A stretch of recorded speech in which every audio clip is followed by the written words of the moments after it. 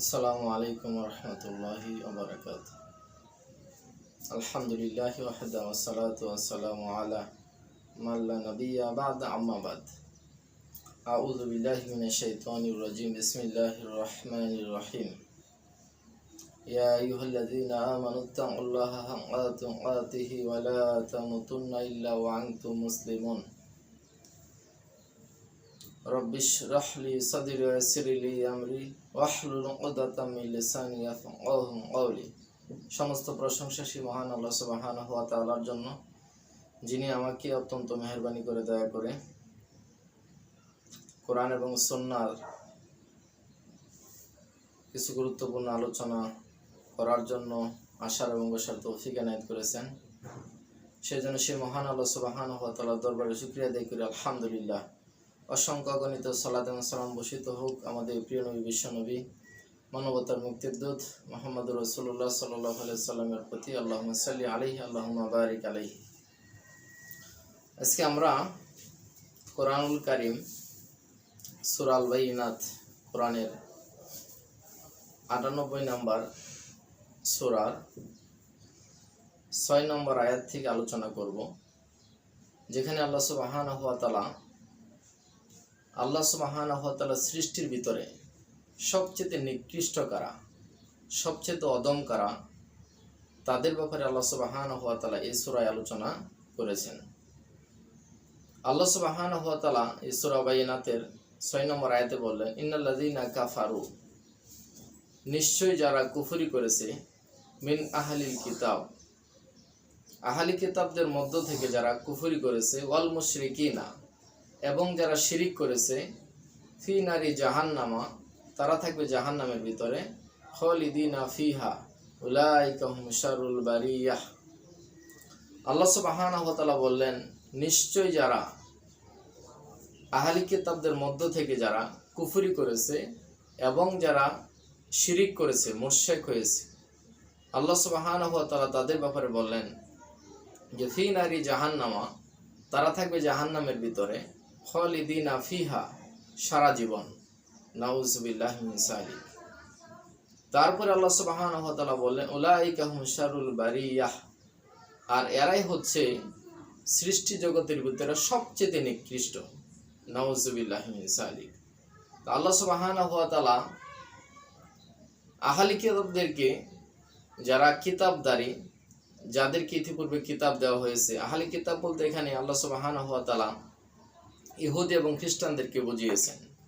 তো আল্লাহ সুবহানাহু ওয়া তাআলা বললেন যে আহলি কিতাবদের মধ্য থেকে যারা কুফরি করেছে, যারা কাফের হয়ে গেছে, তারা এবং যারা মুশরিক, যারা আল্লাহ সুবহানাহু ওয়া তাআলার সাথে শিরিক করেছে, আল্লাহকে বাদ দিয়ে যারা অন্য গায়রুল্লাহর যারা উপাসনা, গায়রুল্লাহর ইবাদত বন্দেগীতে যারা লিপ্ত হয়ে গেছে, তো এদের ব্যাপারে আল্লাহ সুবহানাহু ওয়া তাআলা বললেন যে এরা হচ্ছে সৃষ্টির ভিতরে সবচেয়ে নিকৃষ্ট, সবচেয়ে অদম। শুধু মানব জাতির ভিতরে না, সমস্ত সৃষ্টি জগতের ভিতরে আল্লাহ সুবহানাহু ওয়া তাআলা বললেন ইহুদি এবং খ্রিস্টান এবং মুশরিক জাতি, এরা সমস্ত সৃষ্টি জগতের ভিতরে সবচেয়ে নিকৃষ্ট। নাউযুবিল্লাহি মিন যালিক।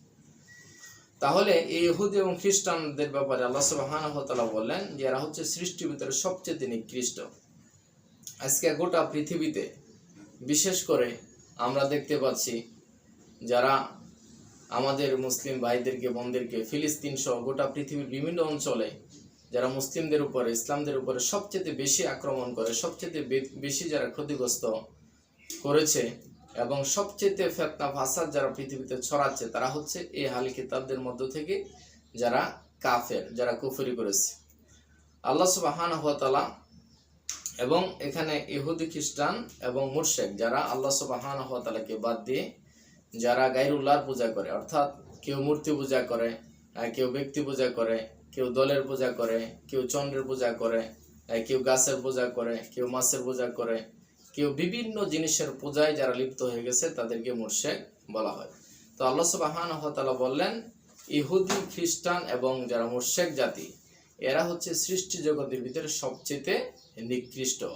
আল্লাহ সুবহানাহু ওয়া তাআলা আমাদেরকে এই সমস্ত নিকৃষ্ট ব্যক্তিদের থেকে, এই নিকৃষ্ট জাতি থেকে আল্লাহ সুবহানাহু ওয়া তাআলা আমাদেরকে হেফাজত করুন এবং তাদের অনিষ্ট থেকে, তাদের ক্ষতি থেকে আল্লাহ মুসলিম উম্মাহকে হেফাজত করুন।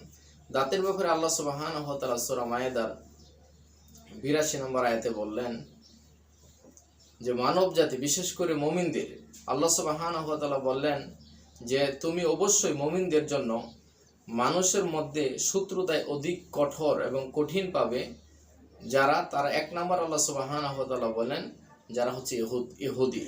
ইহুদিরা মুসলিমদের, মুমিনদের, ইমানদারদের সবচেয়ে বড় শত্রু।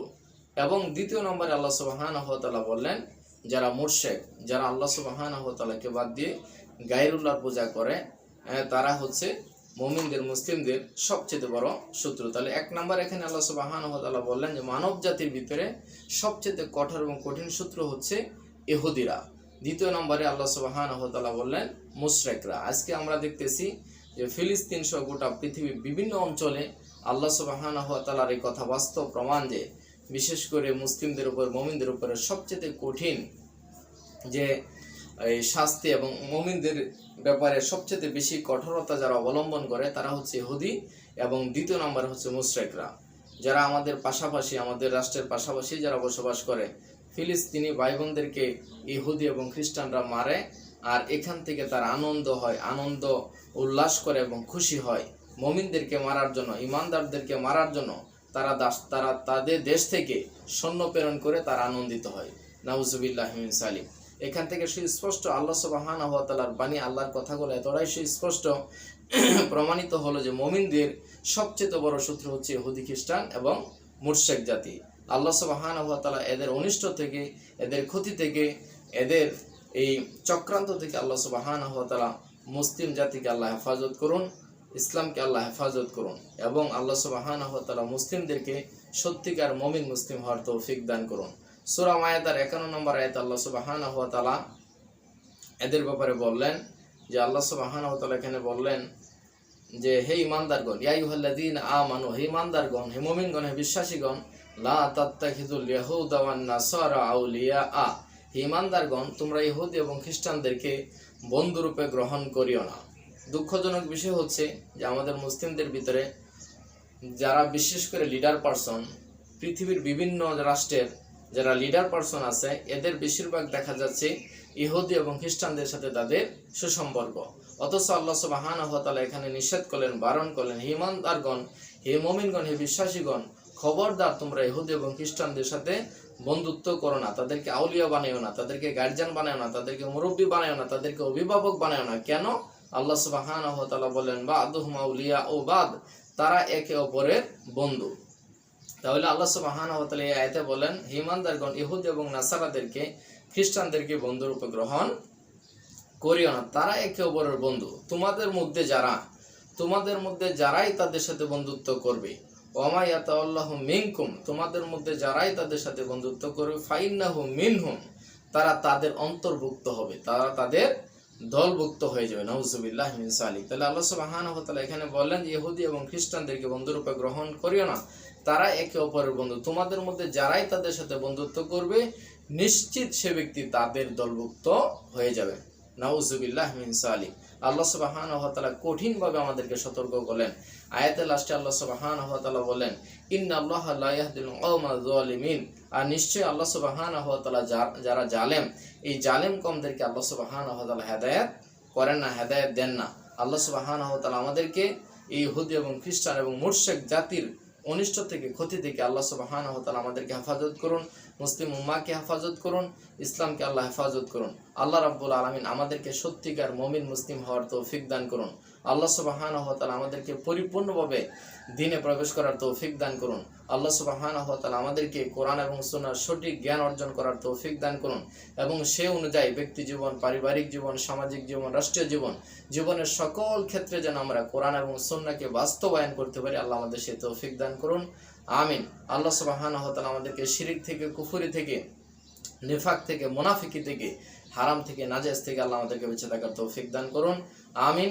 আল্লাহ সুবহানাহু ওয়া তাআলা আমাদেরকে, আমাদের মুসলিম ফিলিস্তিন সহ গোটা পৃথিবীর সমস্ত মুসলিম ভাই বোনদেরকে হেফাজত করুন, তাদেরকে নিরাপত্তা দান করুন, তাদেরকে তাদের সমস্ত প্রয়োজন পূরণ করে দিন, তাদের সকল সমস্যাগুলো সমাধান করে দিন।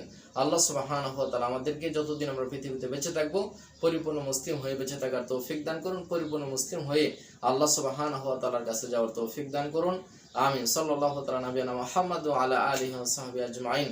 সুবহানাল্লাহি ওয়া বিহামদিহি, সুবহানাল্লাহিল আযীম।